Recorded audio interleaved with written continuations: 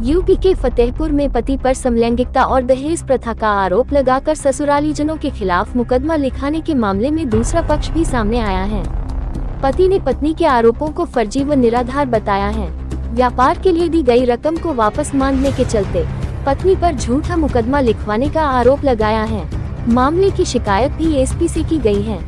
सदर कोतवाली क्षेत्र के शकुन नगर निवासी सुरेंद्र जायसवाल ने एसपी को दिए शिकायती पत्र में बताया कि पुत्र मनीष की शादी खागा निवासी एक युवती से की थी।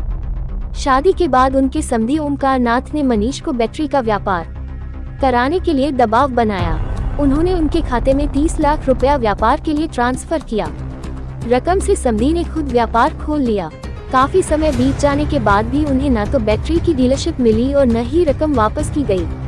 रकम के लिए दबाव बनाया तो समधी ने 5 मई 2022 को 5 लाख रुपया वापस कर दिया। शेष रकम 2 माह में वापस करने का वादा किया।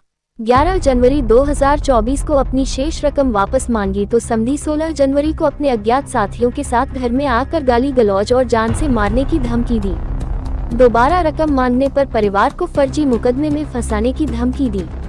पुलिस से शिकायत करने पर समधी ने 3 लाख रुपया 29 जनवरी को और शेष रकम माह फरवरी में वापस करने का सुलहनामा दिया, लेकिन समधी ने रकम वापस नहीं की, बल्कि बहू ने झूठे आरोप लगाकर बेटे और परिवार के खिलाफ रिपोर्ट दर्ज करा दी। मामले की शिकायत पीड़ित ने एसपी से की है। पीड़ित ने मामले की जांच कर रिपोर्ट दर्ज करने की मांग की है।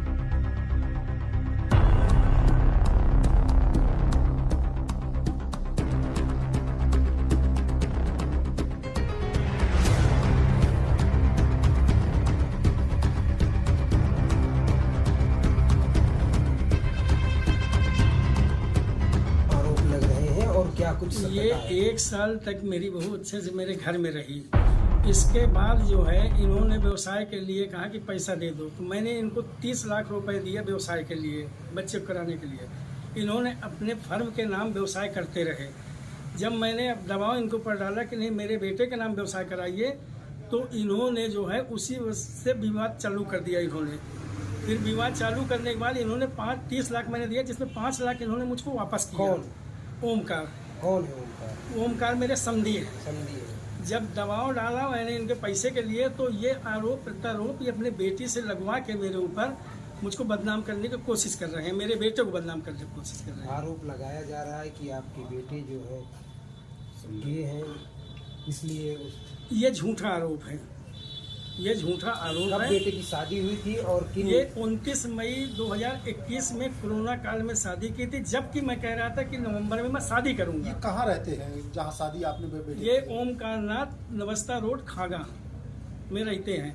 मैं नवंबर के लिए जिद कर रहा था, इन्होंने कहा नहीं मैं उसकी छुट्टी रहती है, आप कर लीजिए।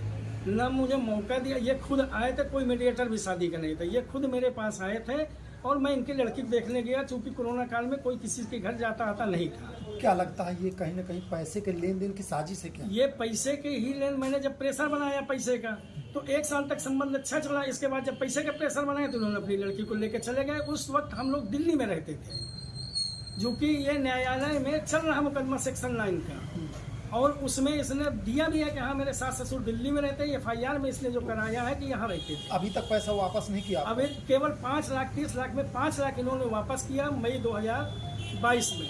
इसके बाद एक पैसे आज तक नहीं वापस किया। आपने न्यायालय में कब मुकदमा दर्ज करवाया था? न्यायालय में हमने मुकदमा जनवरी 2022 में दर्ज कराया। इसकी शिकायत आपने प्रशासन में किया? इसकी शिकायत भी मैंने प्रशासन में पहले तो मांगता रहा। इसके बाद जो है मैंने 2024 में जनवरी 17 में मैंने एक एप्लीकेशन कोतवाल साहब को दी। कोतवाल साहब ने उसको बुला के कहा कि भाई एक मैटर ठीक नहीं, तुम्हारे खिलाफ FIR लिख जाएगी। तो उन्होंने जो है समझौता किया मुझसे कोतवाली में बैठ के। उन्होंने लिखित में 15 लाख मुझको देने के लिए किया। सबने कहा यार मान जाओ, तो मैंने कहा ठीक है चल भाई 15 लाख सही। इसके बाद जो है जब 15 लाख की देने की बात आई तो 29 जनवरी को 3 लाख देने के लिए कहा, अब बाकी फरवरी में पेमेंट के लिए। तो ये जब 3 फरवरी तक मुझको नहीं पैसा आया तो मैं इस तरह से झूठे बेबुनियाद वो हैं। इस पे सीधी सी बात है, उन्होंने जब हमने बिजनेस के लिए पैसा जो दिया था उन्होंने अपने नाम पे यूज किया।